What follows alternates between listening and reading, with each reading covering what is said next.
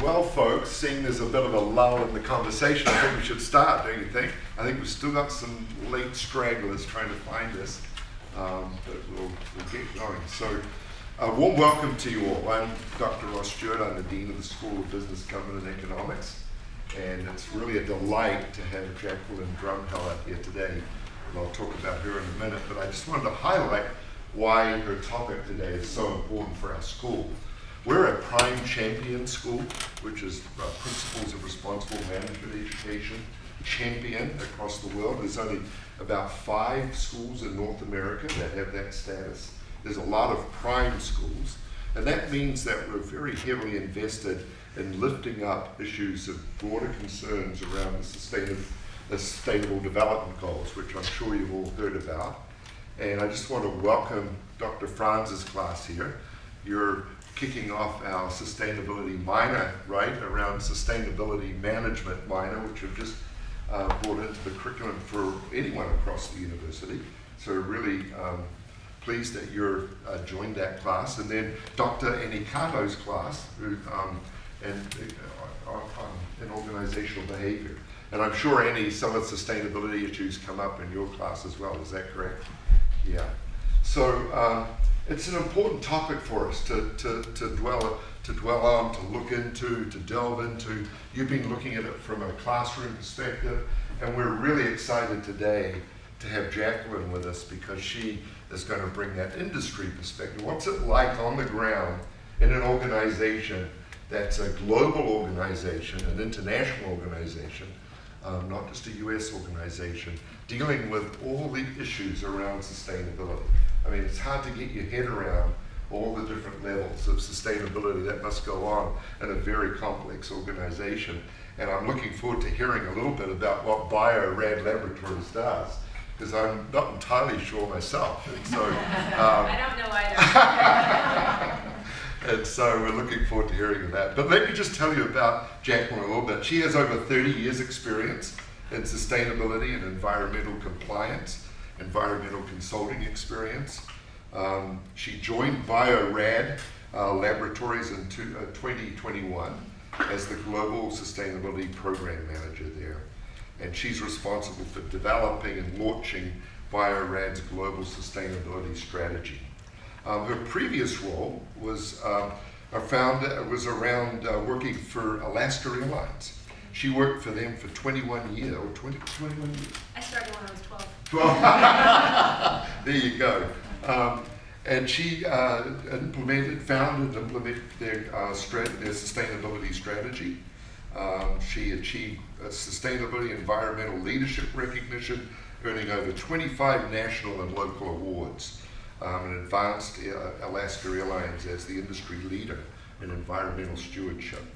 Since that time, Alaska has published 4 sustainability reports, developed formal governance structures, long-term sustainability goals, and has begun the challenging process of integrating sustainability in all their daily business practices. Prior to joining Alaska Airlines, she worked in the environmental consulting industry and has this waste management, treatment, and disposal. During her career, she's tackled almost every single aspect of environmental protection, compliance, from audits to even underground storage, tank removals. I started mine as tank girl. Tank girl.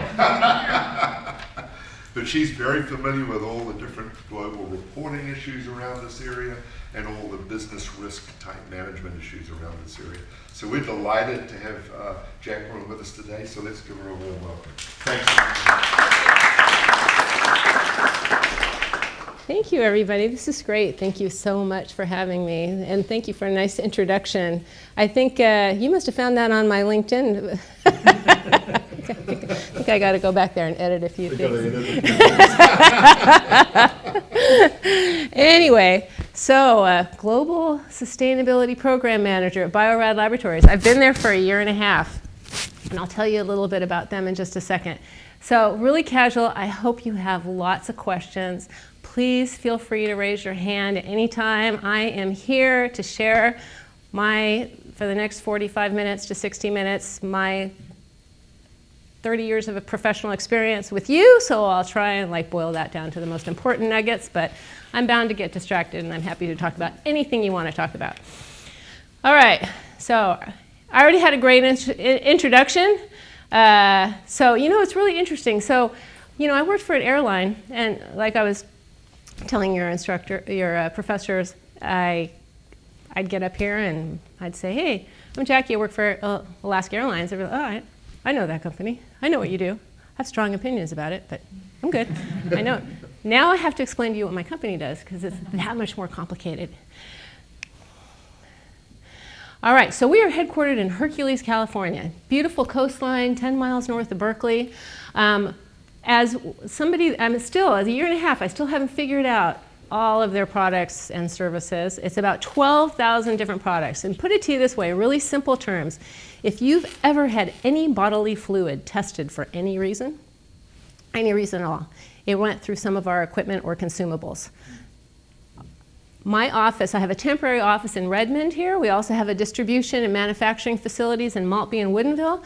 My office has the only biohazard containment level 3 laboratory outside of a university in the state. There's signs on the door that say AIDS, syphilis, SARS, MRSA, COVID, because we're growing viruses in those labs. It's like crazy stuff. It's like the only office I've ever worked in where people can walk around talking about chlamydia in the workplace, and it's perfectly acceptable, right? So, so any kind of machine. We sell giant machines that do blood typing and DNA sequencing for universities and laboratories and hospitals. It's pretty much business to business, so you can't go out to, Bartell's and buy anything made by made by Bio-Rad Laboratories. We don't make the tests, we make the equipment that processes the tests. So it's very complicated. All of our sales reps have PhDs, right? Like, I have a bachelor's degree in biology. That makes me feel like the stupidest person in the company. But yeah, it's amazing stuff. So this is our corporate campus in Hercules. We are all over the world, so that makes it a very interesting organization as well, because you have all these different things and different cultures and different environments and different issues happening in all these countries all over the world. And this means global manufacturing, global distribution, and all the headaches associated with it. We've got about 12,000 different products and about 8,000 employees. And anytime you want to ask a question, just go right ahead. So how did I get my start in this? So he mentioned that, I worked in environmental consulting and hazardous waste and whatnot, and met my husband at a hazardous waste disposal facility many years ago. I chased him up here to the Pacific Northwest. I think I was way back when I was young, you got jobs by looking in the paper. And when I finished my bachelor's degree in biology, because that's what I wanted to major in, because I had changed my major from art and business to biology, and I had 250 semester credits and things that didn't transfer from one major to another, I said, let's see who's hiring biologists this week in the LA Times, shall we? Oh, look. There's no listings for biology or biologists. Let's keep going alphabetically. Environmental. Oh, I'll be saving whales. Awesome. So I was a military contractor schlepping hazardous waste for the next 3 years. But eventually I got to Alaska Airlines, and I had an encounter with the CEO one day, and I was getting pretty frustrated. This was about in 2007, because we were doing environmental compliance, but we weren't raising the bar, really. We were just doing compliance. We were being as bad as the law allows. We were complying with regulations, but we didn't exceed the regulations.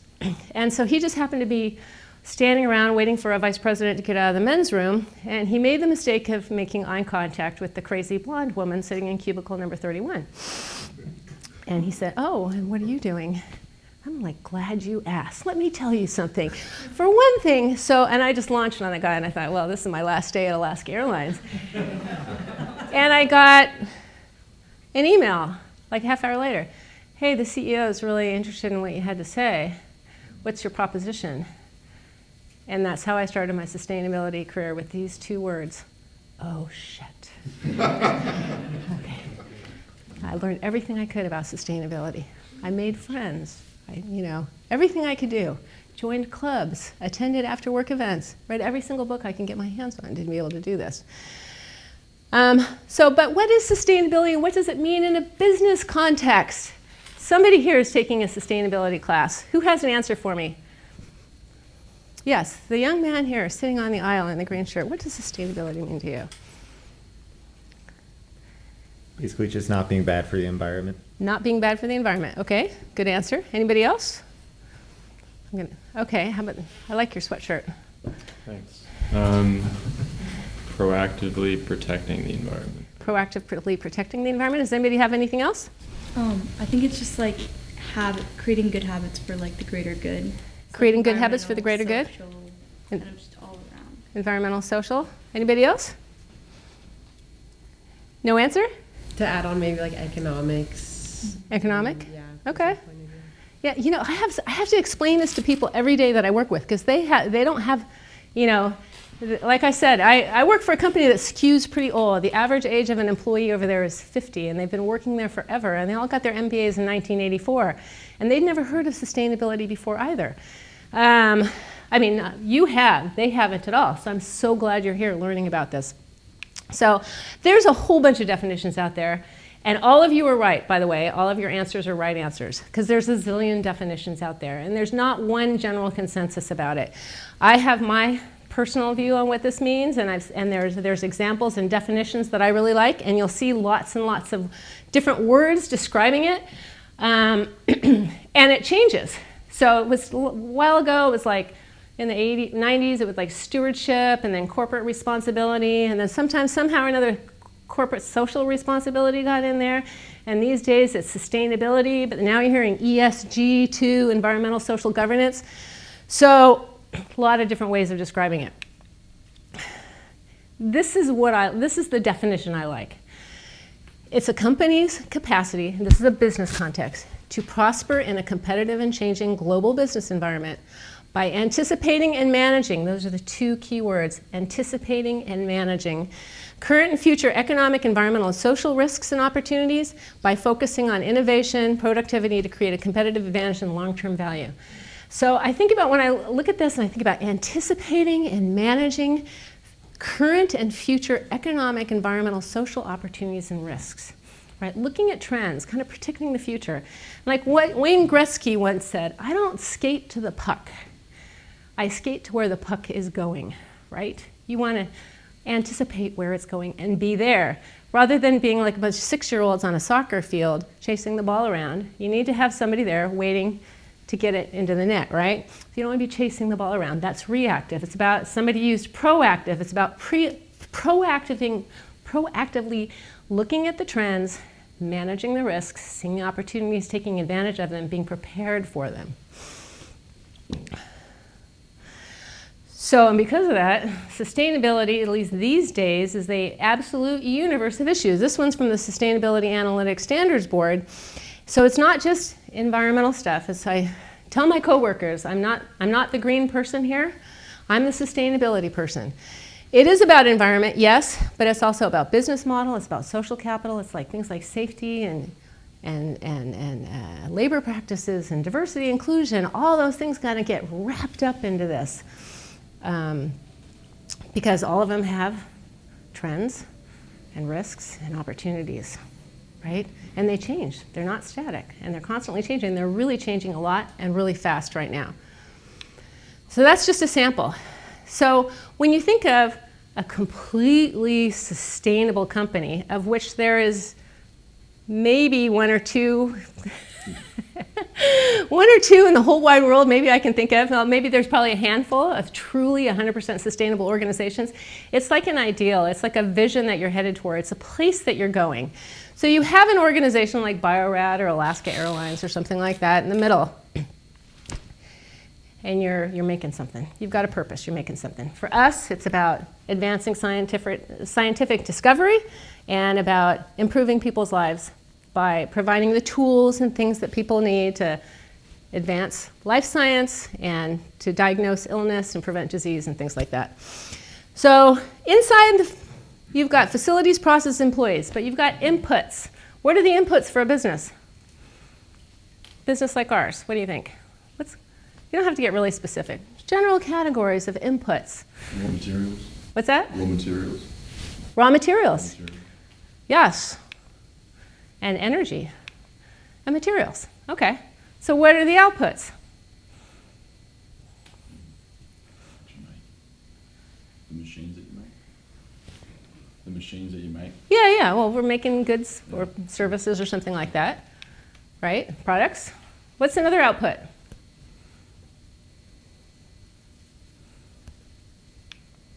Waste, right?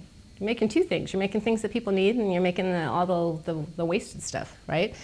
And then you also have influences. You influence the industry through what you're doing, and you also influence society, community around you. So when you talk about a completely sustainable organization, what would a completely sustainable energy look like?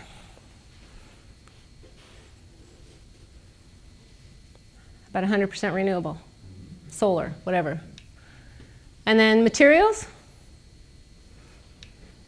recycled content, sustainably sourced, harvested, locally, ethically sourced, all those things, right? And then as far as your products are concerned, you want to make things that are long-lived, they're good for people, they're necessary, little plastic tchotchkes or something like that. Yeah, cigarettes, maybe not a really a completely sustainable company, because you're making stuff that's not good for people. Fast food, yeah. And then you're making a lot of waste, right? But in a sustainable organization, it's zero loop, closed loop, zero waste, reuse, things like that.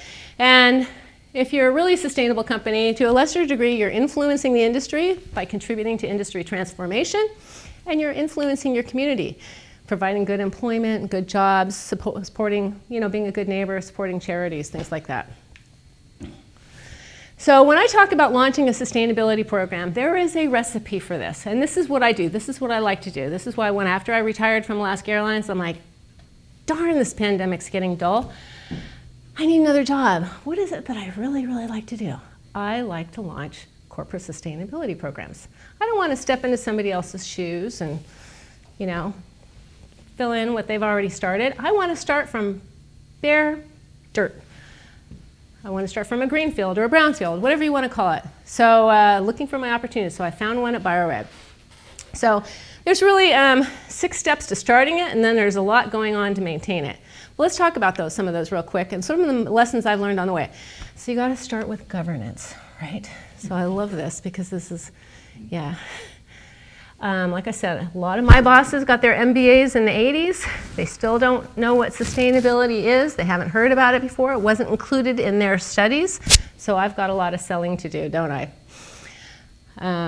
Yeah, they have, an idea of how businesses should operate, and, they haven't really deviated from those concepts. They're thinking about chasing the ball around the soccer field. They're not necessarily always thinking about social and environmental opportunities and risks. So you need to get a governance team together, get all the executives together, get them trained, get them on board, get them to start thinking about how they can embed it in their organization, get their guidance, continue the communications. But the most important thing is that, and you see this a lot, you see this with people who are just starting down this path because there's so much that needs to be done, right? Like, I remember when Al Gore had his movie out, and, there was global warming was on the cover of Time magazine. It was like 2007, and everybody was super excited about this when everybody's awareness, the UN, IPCC came out with their first warning about climate change, that we needed to do something. And we got to do something. Are our credit cards biodegradable? Anybody know? It's like, excuse me, we burn 1.5 million gallons of jet fuel every single day. Let's prioritize, shall we? Instead of worrying about whether or not our credit cards are biodegradable. Okay, so you need to prioritize. This is the essential part of starting any sustainability program. How do you prioritize? We'll be talking about that in just a minute, but why? What are the risks out there? What are the drivers for this? So it turns out that companies who do sustainability well, there's been probably like 1,400 studies about this. I'm sure you guys have looked at a few of them in class, tend to outperform their peers financially. So there's an important driver, right? Especially this latest one, 2021, from NYU Stern Center for Sustainable Business. It was a meta-analysis of like 1,200 other studies, and there's so many studies out there. Everybody's analyzing all the studies that have already been done. They outperform, and during the pandemic, they outperformed a lot. They're better prepared, they're more proactive at handling those risks and opportunities, and therefore, they outperform. So they beat the other benchmarks, generally. You know, there's a lot of detractors for this, but okay, so that's been around for a while. So then you get like big investment groups like BlackRock. You know, Larry Fink. Here's Mr. Larry Fink. Here's the CEO of BlackRock. They manage more assets than any other company in the world for people. And he sends nastygram to CEOs every year saying, what are you doing? What are you doing? You need a net zero goal. You need to be, you know, more environmentally friendly. You need to have more diversity there. You need better ESG scores, because it's his fiduciary responsibility to make money for his clients. And if companies who do sustainability well make more money for their clients, well, then he wants everybody to do sustainability well, right? And then, of course, there's ourselves. So we have a rapidly closing window to secure a good future for ourselves. I am a parent of somebody who's about your age. I want her to have a good future. And the consequences of not doing anything about climate change and global warming are dire. And as is like plastification of our oceans, you know, there's all different kinds of things. So the driver too is ourselves, and people are getting more and more understanding about this. When I first started giving these kind of lectures back in 2007, about half the people in the room were like, yeah, right. But when I talk to my coworkers now, or I talk to other groups of people, I don't get too many of the, yeah, right anymore. I get like, yeah, no, we need to do something. So people's attitudes about this are changing. And because their attitudes are changing, they're talking to their politicians about it. And customers' attitudes are changing. So all of our big pharma customers, for example, you know, they're asking us, do you have a climate goal? What are you doing about packaging waste? What are you doing about diversity? You know, are you ISO certified? You know, do you have renewable energy? You tell us, you know, everything about yourselves. And for somebody in my position, can you imagine if every morning you woke up and in your email box, there's like 4 surveys you had to fill out from your customers, right? Hey, and they're all asking different questions, all kind of about the same thing, but they're all slightly different, right? And of course, social media gets out there. People get more and more concerned. People start shaming companies and talking about companies. They didn't have social media when I was a kid. You know, we read about it in the paper a little bit. People are getting very upset about this. You know, this is going back all the way from, you know, when I was a kid, the first one that I can remember is McDonald's used to have stuff in polystyrene boxes. Of course, styrene's been a recognized carcinogen by the EPA since probably the 80s, but yet we still put hot food in it, which I can't figure out. But yeah, they've been shamed into putting things back in paper. But up there, Crate and Barrel being shamed for taking an ice cream scoop and putting it in like 20 pounds of packaging. Lots of opportunities to call attention to these things. It's a much more transparent world than when I was a kid. And then because people are getting upset and because there's all this social stuff and whatever, that there's literally a landslide of rules and regulations and requirements now, and then new ones are popping up every single day. And working for a global manufacturer of life science and clinical diagnostic products, I'm like, wait, I worked for an airline. It was so easy. We just sold one product. Everybody knew what it was. We only had one source of emissions. That was jet fuel. That was it. One country. You know, yeah, we flew to Mexico and Canada, but those don't really count. This is getting crazy. There's a lot of job security here is what I'm trying to tell you. Okay. So, I'm not going backwards. Okay, because I'm pushing the wrong button. All right. So, with all those different drivers and all those different changes and all those different requirements from investors and customers and everybody else, and legislations and everything like that, how do you prioritize? Because there's so many different things. One of my other favorite ones was, again, everybody at Alaska is like, what do we do? Do we have biodegradable credit cards, you know? We were at the stage, we called it the random acts of greenness stage. Everybody felt like they should be doing something, but it was not strategic. It was one-offs. Well, yeah, no, we changed something to recyclable cardboard over there. Well, how many did you change? I don't know. Did you measure it? No, I can't talk about it unless you're measuring. I need to know how many tons of cardboard got changed. So, yeah, and also is this really, again, we're burning 1.5 million gallons of jet fuel every day, folks. What would be more important for us to do? So it's about prioritization. It's about making sure that you aim on the things that are most important. Now they can change, but you want to measure twice and only cut once. And I've been guilty of not doing this. This is a really easy mistake to make. You have to do a materiality assessment. I don't know if you've talked about that in class yet. You have to do some way of prioritizing all those sustainability issues that are important for your organization. So obviously an airline, besides that they're burning 1.5 million gallons of jet fuel every single day, and that's half of the company's costs, what other kinds of sustainability issues do you think they have in an airline? What's another environmental or social issue that would be high priority or relevant to an airline? Because that's pretty easy business to understand. What do you think? Can't let these two guys in the front row answer all the questions. When you travel on an airline, do you observe like social or environmental things or think about that kind of stuff? I think it's going to be the environment. What's that? I think it's going to be the environment. You think it's mostly the environment because of all the emissions and everything like that. What other kind of things do you see or think about when you're... What other environmental things besides emissions and fuel, what do you think? They're impacting the environment. Because the way they use The what? the way they use the energy and stuff to run their airlines. Okay. To run the, All the energy consumption? planes. Okay. Anybody else? Probably how they dispose of the planes. How they dispose of the planes? They sell them to Allegiant. They don't dispose of them. They sell them to a low-cost carrier, just FYI. Yeah, not so much in Alaska, but yes, there is, you go out to the Mojave Desert and there are tons of planes sitting out there just waiting for something to happen to them. At Alaska, we didn't dispose of planes. We just sold them to somebody who wanted to use plane, right?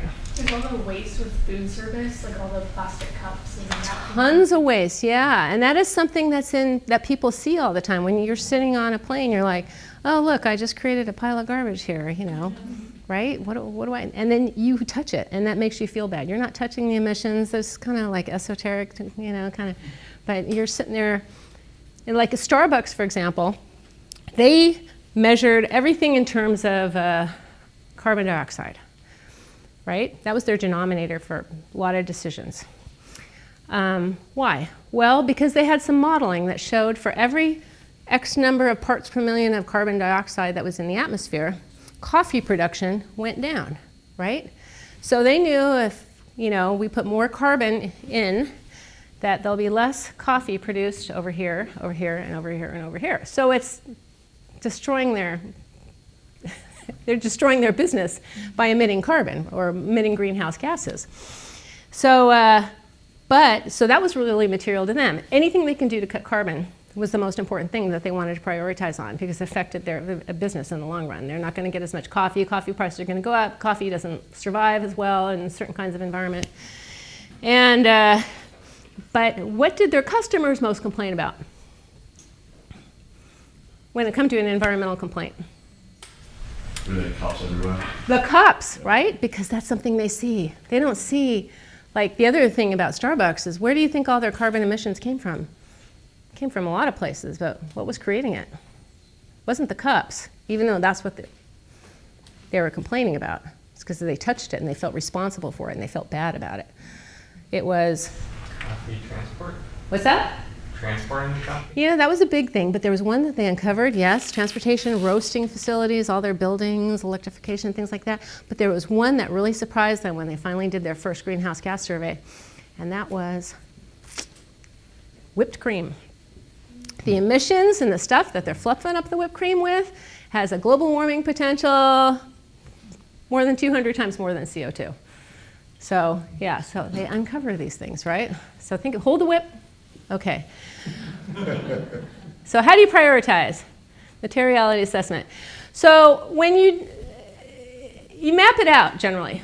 You talk to all your stakeholders, like your investors, your employees, your customers, you look at the emerging regulations, you look at what your peers are doing, and then you think how important that is to the business, and then you map it out in like a matrix like this, and then you focus on the ones that are up here, right? So here, pop quiz. What kind of company is this? The ones that are most important to their stakeholders and the business is quality food safety, climate change, health and nutrition, sustainable agriculture, cocoa, I love this, responsible pet ownership, littered gum, and marketing to children. What kind of business is that? Littered gum, marketing to children, nutrition. The pet ownership threw me off completely. I think they might make dog food too. I'm not sure about that. M&M Mars, yeah, just in time for Halloween. Yes, so this is a candy company, all right?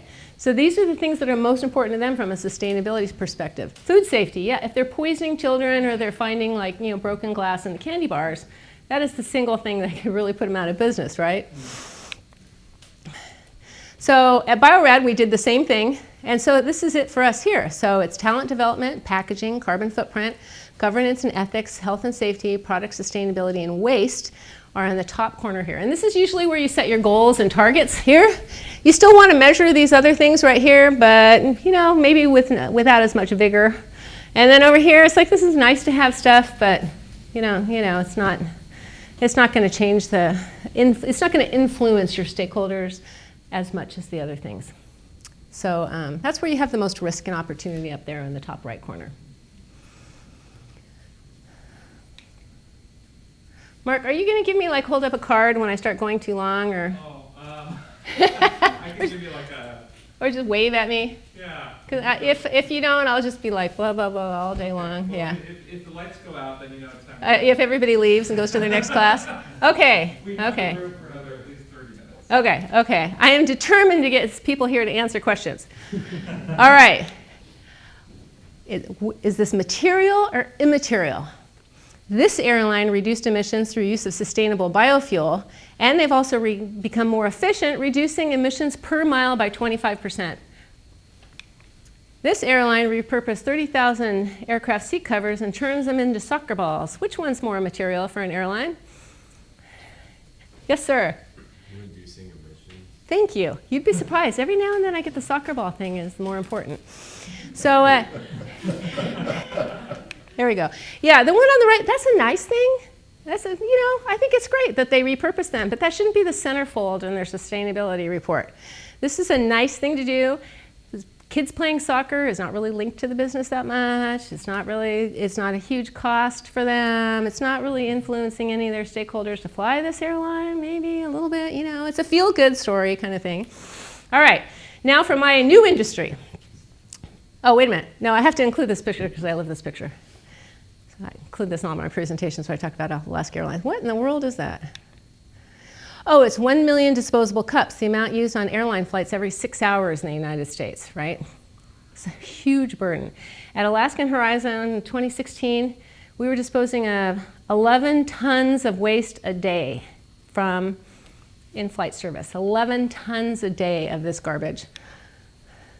So, love this picture here. This is a gal at Horizon Air, and they had a really robust recycling program. I think they were recycling 64% of their waste. You know what's great about flying on Horizon, though, right? Come on. It's the best reason to fly on Horizon Air. It's because the free beer and wine on the flights for those that were over the age of 21. It's free, right? You don't have to pay for it. See that dumpster right there? That's just one Reno flight. Okay, I'm just kidding. That's more than one Reno flight. That's a couple Reno flights. All right. All right, so material or immaterial. At Abbott Laboratories, they eliminated 41 million pounds of packaging through high-impact sustainable design programs, and it saved them $82 million every year. At Biotechne, they eliminated the use of 64,000 styrofoam coffee cups by providing real ones to all employees in the lunchroom. Which one's more material? I love looking at other people's sustainability reports. You know, the number of babies and people planting trees is inversely proportional to the quality of the sustainability report. Having said this, I did put a baby on the cover of Alaska Airlines 2012 sustainability report. But if you see employees planting trees or babies featured anywhere in the report, be suspicious immediately. It's not a good report. Okay, so which one's more material? What do you think? Obviously, it's not the coffee cups. That's a good thing, but I'm sorry. This is lame. This is super lame. They're polluting the planet in so many different thousands of ways, and the only thing they could think of to do and feature in their sustainability report is that they got rid of the styrofoam cups. I'm glad they did it, but it's lame. Okay, keep doing it, but do something more important. And have some goals and targets, right? So I got our senior executives, and when I senior, I mean that both ways. It means high level and also old. I got them to commit to our first set of sustainability goals and targets just this last December. So it's the first time they've ever done anything like this. Like I said, I like to start in a brownfield. So this is their launch goals and targets. Number one is they want to have a science-aligned target. And the science-aligned target means you have to roughly cut your emissions in half in the next 8 years to avoid that. You know, there's a gate that we're looking at 2030. Got to be well on that trajectory, that path to avoid the catastrophic effects of climate change. So, reducing our Scope 1 and 2 emissions by almost half.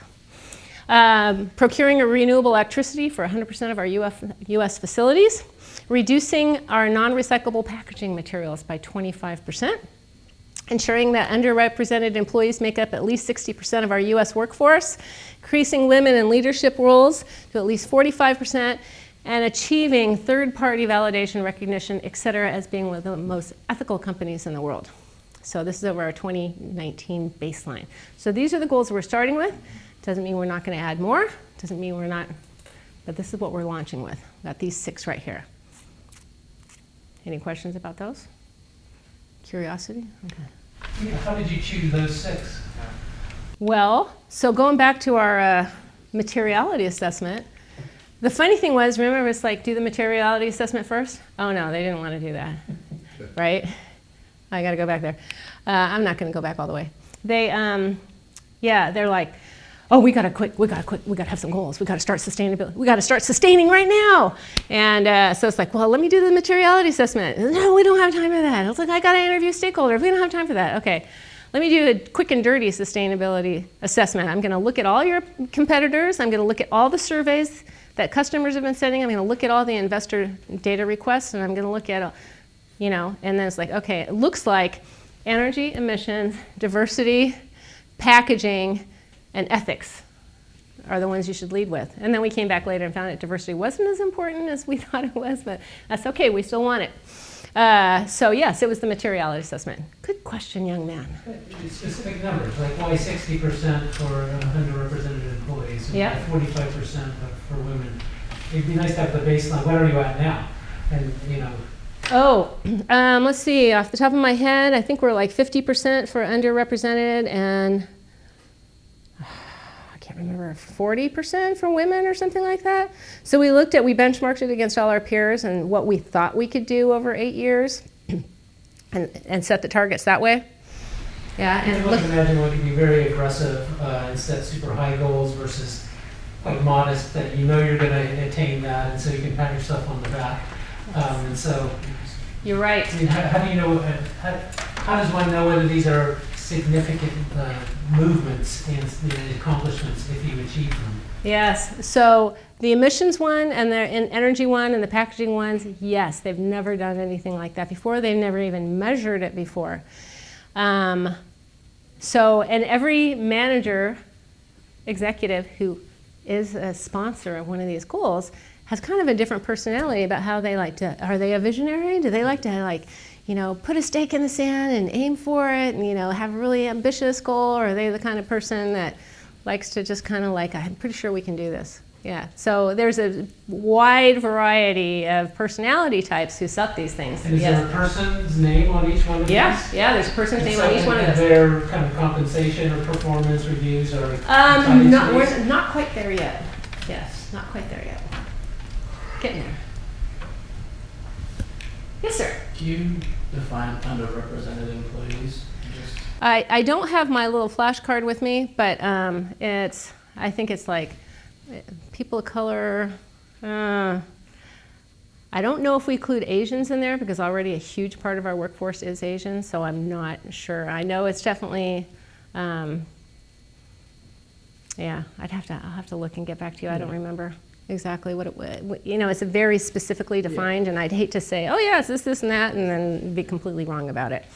But yeah, it's usually they're talking about racial when it comes to underrepresented.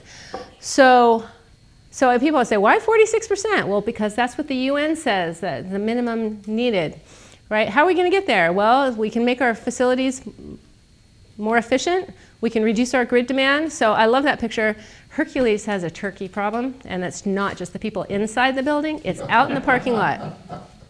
They have a huge turkey problem there, and that's a giant solar field that we just put up outside our corporate headquarters.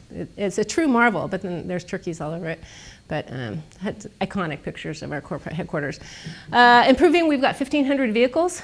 How can we, in some places in the EU, they don't let you drive. They're making laws that you cannot drive into the city center if you have an internal combustion engine, right?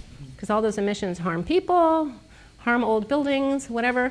So if you want to visit your client in the middle of, I can't remember, Munich or whatever, can't remember what city it was, you better have an EV, right?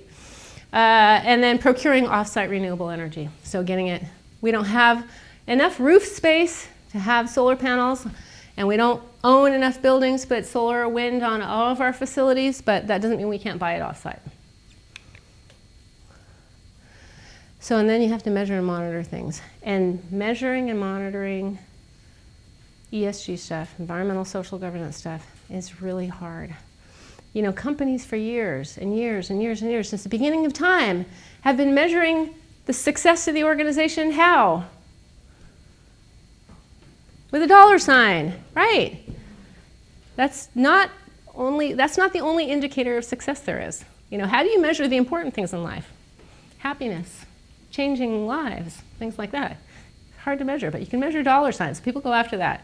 You're going to measure how many dead presidents pass through the accounting department every day.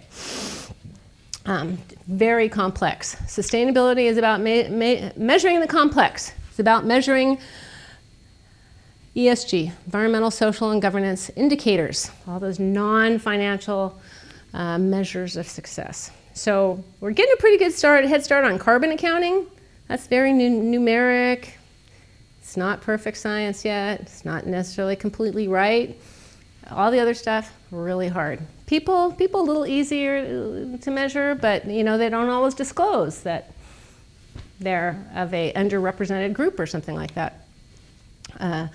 So right now, this is just a tiny sample. I think this is condensed a bit since I started at Alaska Airlines, but at one point there was just in the US alone, 600 different ESG ranking lists, whatever, out there. And it's shrunk a bit, and it's continuing to shrink. Some of them are going away, some of them are consolidating.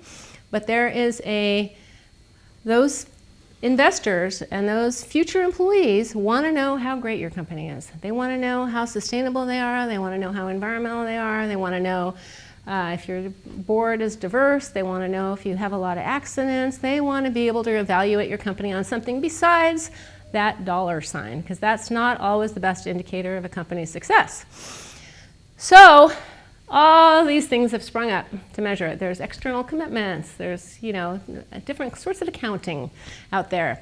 So it's just a tiny sample. And so this is the kind of stuff that I chase all day.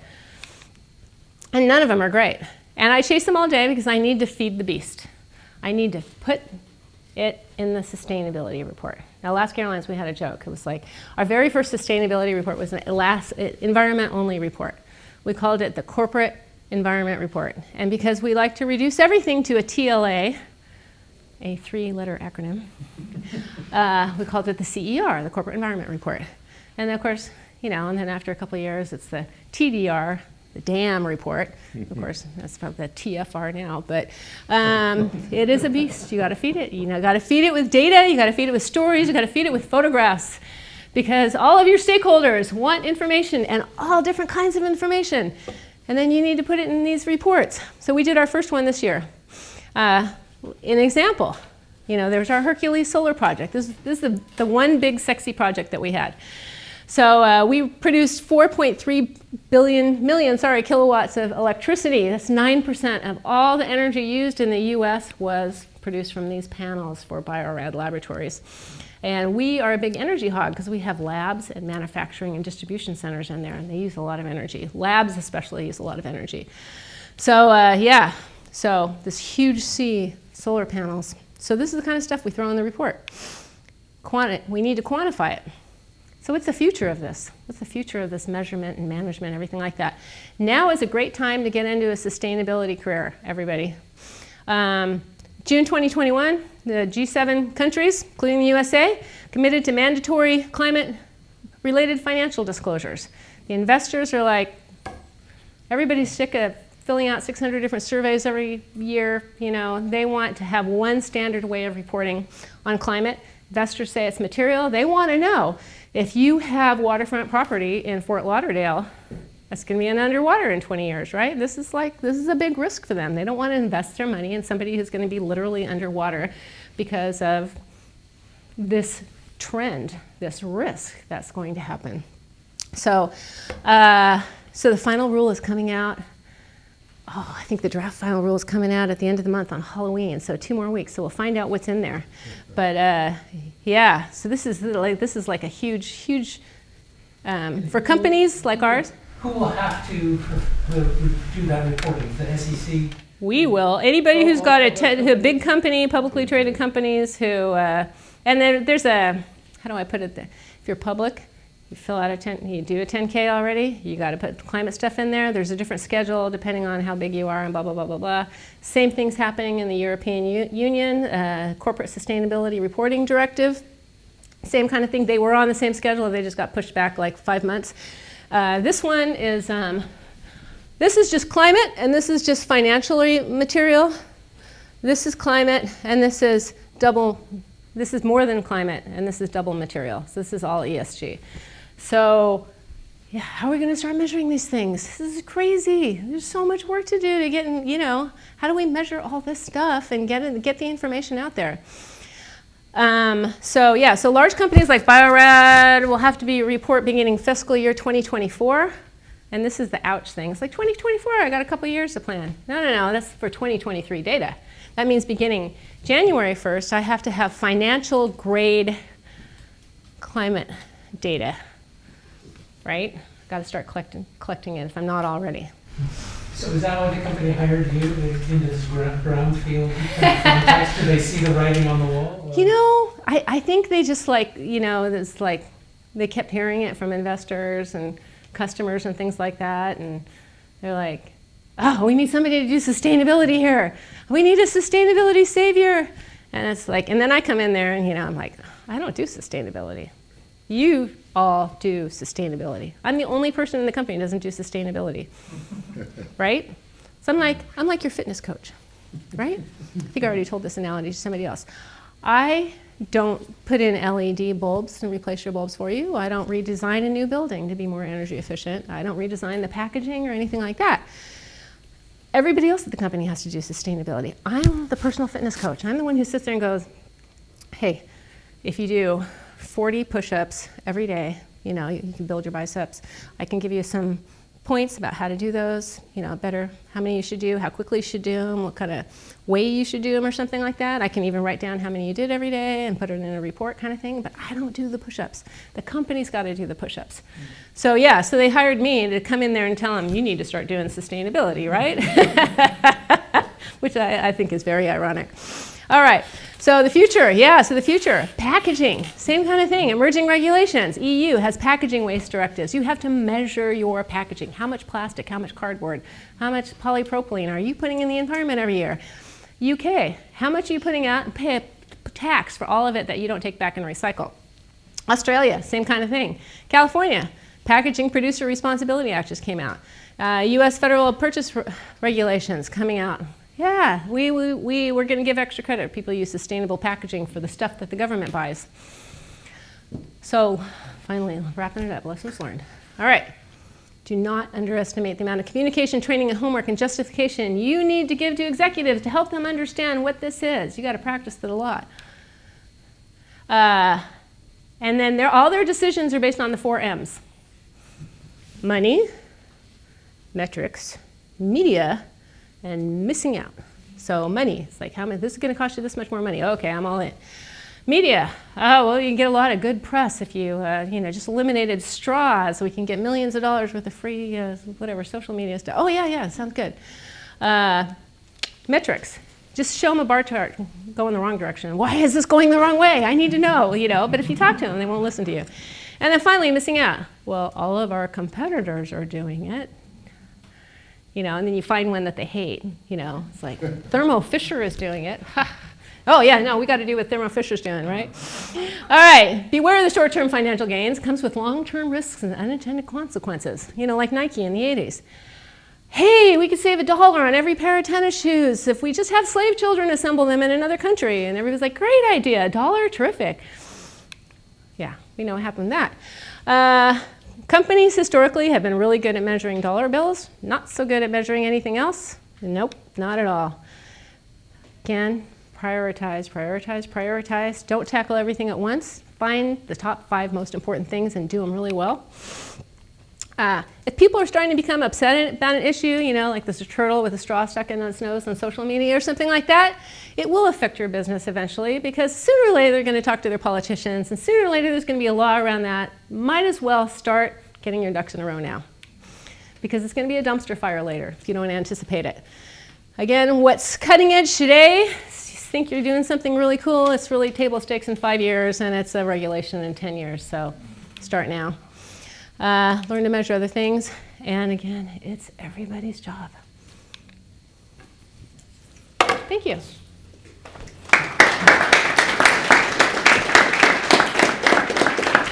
So, I know, I talked a lot. Questions? Yeah, oh yes, the handsome young man in the back of the room. I'll start with one. Yes. What's the biggest area of pushback you're still getting? Because like you say, a lot more people are aware of this, more competitors are doing it, so people feel pressure to do it. But where do you find the most pushback on actually implementing? Well, I think a lot of people, it's hard for them to, they're doing their day job the way they've always done it forever and ever and ever and ever. And then to get them to try and innovate or tackle things a different way, it's always a lot of anti-change pushback. The other pushback too is, again, people who never heard of sustainability while they were in college, and now they're in the workplace and they think, well, environmental stuff costs more money.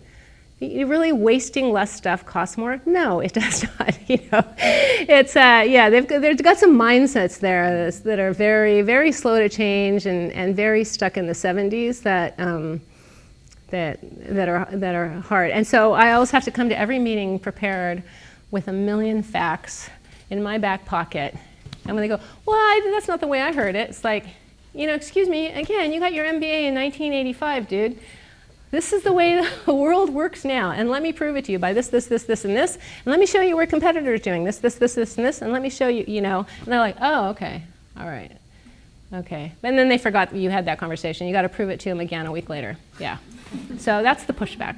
I usually find that the people at the lower levels are more engaged and more into it and more want to do something about it, but it's the executive mindset is very fixed on a certain thing. Yeah. Yes, sir. Oh, I'm sorry. Go ahead, please. He was first. I would just say, what companies would you say, around the world, you think are pushing the most for sustainability?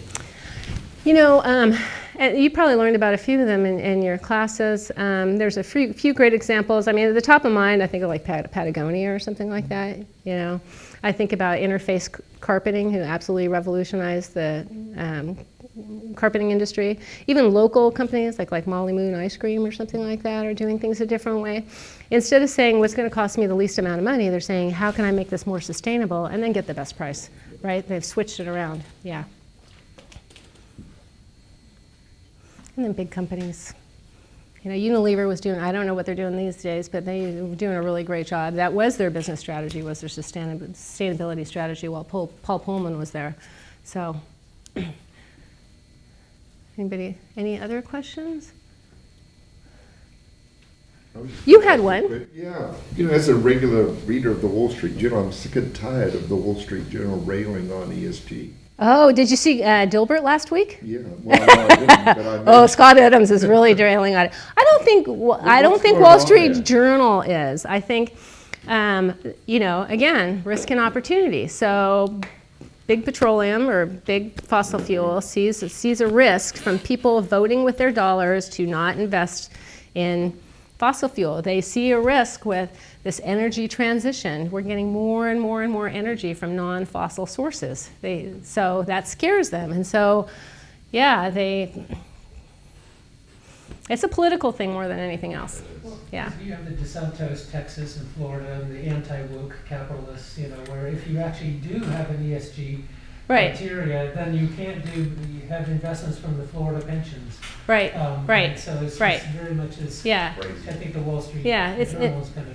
And then you think about it, if I'm an investor, I've got money, I'm saving for retirement, right? So I want to make decisions about where it goes. If it turns out that all these 1,200 studies by the likes of Harvard and NYU and Morgan Stanley and Morningstar are true, then I want to put my money in ESG funds. But more specifically, if I'm an insurance company or a bank, do I want to lend money to somebody who's building a huge project at 1 foot above sea level in downtown Fort Lauderdale that's going to cost billions of dollars, right? Do I want to invest money in a company whose supply chain is on a small island somewhere, again, you know, that's in Tornado Alley or whatever? There's risk there, right? And that turns into financial risk. Right? So can I push back on that for Yeah, but then you start going, well, do I want to invest money in like a company whose CEO is like a known philanderer? You know, and then you can really get into the weeds on it, right? Or just the bigger question about materiality, because in some respects it comes back to dollar signs, and you were making a big distinction about making more than dollars. Yeah. Materiality, financial, it comes back to this is going to be a risk to the bank. It's going to lose money. They don't want to put their money there. Right. And then there's just environmental kind of consequences that they're going to be more expensive. Right. And so materiality oftentimes devolves into financial. It does, especially in this country.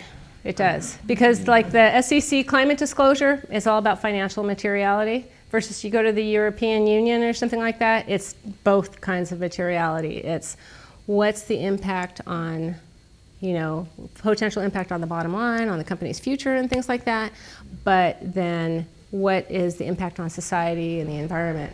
So how do they weigh those if it's one versus the other? Well, we're going to have to report in both countries, so I'll be learning pretty soon. But yeah, excellent point, because for me, it's more than just a financial thing. You know, but sometimes you have to talk about it in those terms because that is the language of business the way it's always been, is to figure out a way to measure in dollars and explain to somebody what the risk is in dollars, because that's the only that's the only yardstick we have right now, right? But isn't that part of the point, is trying to have an additional yardstick? What's that? Yes, we're building it. Exactly. We're building it. We're building all those additional yardsticks. And just like, you know, with Starbucks when they were first like going, oh yeah, for every part per million of carbon dioxide, we get less of this coffee. You know, it's like, oh, okay, yeah. There are other yardsticks. They're just harder to measure, but we need to start doing it. And business is starting to do it, but we need to get a lot better. What's the most substantive change in the industry around the sustainability? Are you seeing like airlines are paying attention to emission and food waste and garbage, but what's happening in some of the other industries? Are you seeing a movement? Is Larry Fink's letter making any difference out there? Well, it definitely gets talked about. So I've been at Bio-Rad for a year and a half, so this healthcare industry is really slow to respond. I thought the airlines were slow to respond, but they seem to be ahead. Some industries are, been working on this for a lot longer time, and some industries are a lot slower.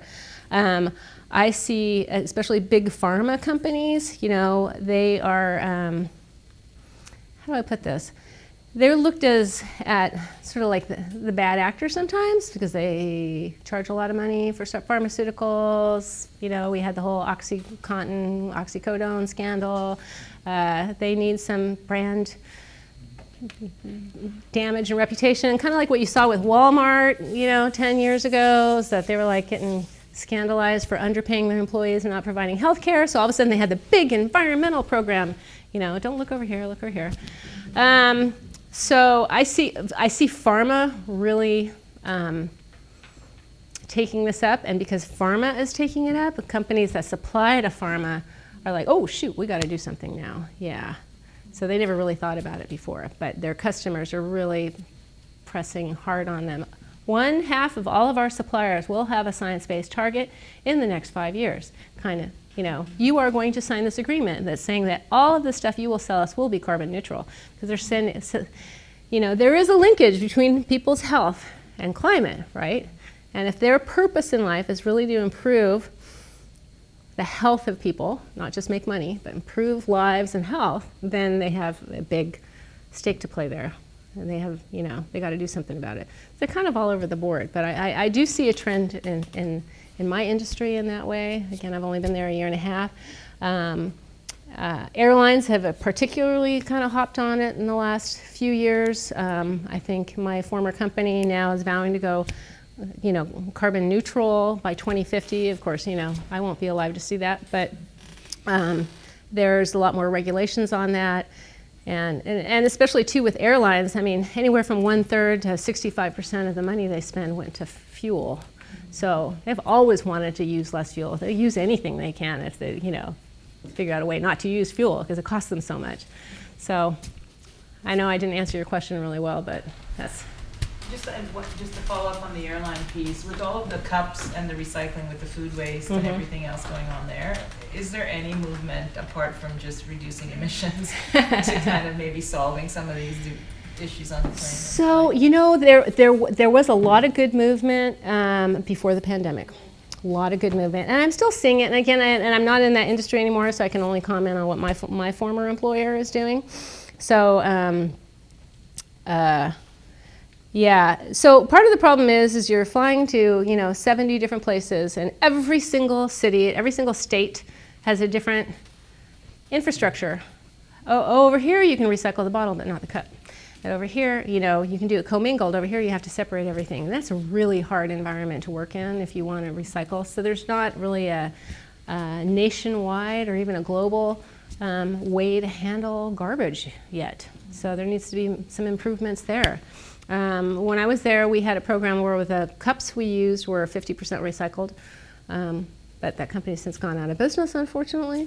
I have noticed during the pandemic, everybody, flight attendants already are afraid to touch things because they're in a very, they're in a confined space with 150 strangers, and they, already they're terrified of germs, getting something. And then the pandemic hits. They don't want to touch your cup. They don't, they try to move past you as quick as possible, and. So the idea of having to sort recycling got to be really challenging, but I see that's coming back. I also see that they went to single-serve pop cans. You don't have to ask for a cup anymore. You don't have to ask. You can just get the can and they can recycle it. That's really nice. They moved into, instead of plastic water bottles, they went into cardboard water bottles. So there's some changes, but there's still a long way to go. Anybody else? Yes, ma'am. So I'm more into marketing stuff, and I've noticed on a lot of social media lately, both big and small companies, and even when I go shopping with my sister, I feel like I've noticed more material goods trying to look greener, where it'll be like, it looks like wood or bamboo, but it's plastic. Yeah. Why do you think a lot of that is just like performative, or do you think a lot of companies like are actually greener? There's always a temptation to greenwash all the time, Yeah, and it really depends. You know, for a while there, they would add like recycled content office copy paper was just as white as regular office, but they would just add a little tiny bit of brown to it just to make it look like it's crunchier. Like words Yeah. that don't mean anything. Yeah. So there's always people trying to, you know, game the system. And my favorite is in Seattle, they got rid of the supposedly single-use plastic grocery bags. And then now, you know, I'll get some takeout and it'll be in an extra thick plastic bag that says this bag is reusable. And I'm like, come on, you guys. We're just going to throw this away. And now it's 5 times thicker than the bag you would have given me. I think like sustainability's kind of become an aesthetic almost with certain products. I mean, some products, it's always been part of their brand already, you know, and they've really linked it. You see that with some of the outdoor companies like Patagonia and REI or whatever, because they've really linked it to the mission of the organization, the purpose for the organization. And so that's part of their aesthetic. Some, you know, are, again, it all depends on the executive team and largely the CEO too. Do they have a vision for this? Are they all in? Do they fully believe in this? Or are they just trying to like, just kind of check the box and do the table stakes? Yeah. And then the marketing department, you know, they're like, we need to market this however we can. And well, whatever, you know. When I was at work one day and I was having a really boring week, and somebody said, front desk was like, hey, you got a FedEx delivery. And I'm like, for me? Really? Okay. All my coworkers were on vacation. I didn't have anybody to talk to, so I'll walk down there and get my FedEx. So there's a plastic bag. I open it up. There's another plastic bag. And inside the plastic bag, there's a tree. And the tree is not looking so good. And I don't know what kind of tree it is, but it says, here at ABC Copier Company, we can reduce your carbon footprint if you use our copier. And I'm like, oh, you've got to be kidding me. So I was bored. So the guy's email, the salesman's email was in there. I'm like, oh, let's type a message out there. Hey, why don't you just type a safety message to a brick and throw it at somebody in the safety department? I was like really snarky. I was like, I'm in receive your tree. I don't know what species it is. I don't know if it's invasive or not. I don't know if it needs a lot of water, full sun, anything like that. And plus it's wrapped in 3 plastic bags. Marketing idea, let's send that to the sustainability director at the company. Marketing idea, failure all the way. Sent him this really snarky, plus it came with a bunch of packages, sent a FedEx truck all the way over here to deliver it, And the guy's like, oh God, I'm so sorry I offended you, blah, blah, blah, blah. But nevertheless, we can reduce your emissions. Like, you know you're talking to an airline, right? Right. Unless you can figure out a way to make paper planes with these goddamn things and get people on them. No, we can't. Just snarky. I was just like, woo, I was just really winding up to send the snarkiest possible email I could get. And this has nothing to do with your question, but like 5 years later, I'm at an event and this guy comes up to me and goes, hi, Ms. Drumheller. I don't know if you remember me. I used to work for this copier company. And you know, we had to reevaluate our entire marketing campaign after you sent me that email. So he was very nice. I'm like, bless your heart. You took snarkiness and you just were you stayed charming, and just bless your heart for doing that. And I'm so sorry. But really, folks, really, you can reduce my emissions with the photocopy. Okay. All right. So anything else? Any other questions? You have my emails. I swear to God, I'm happy to answer anybody's questions via email. The one's really easy, sustainability@biorad.com. Email me there. Love to talk about this stuff. You want to know more about what a day in the life of a sustainability professional is? Happy to answer your questions. So thank you for having me here today. We're going to thank Yay! Thank you. Doesn't look like a wine bottle. It's a tree. It's a tree?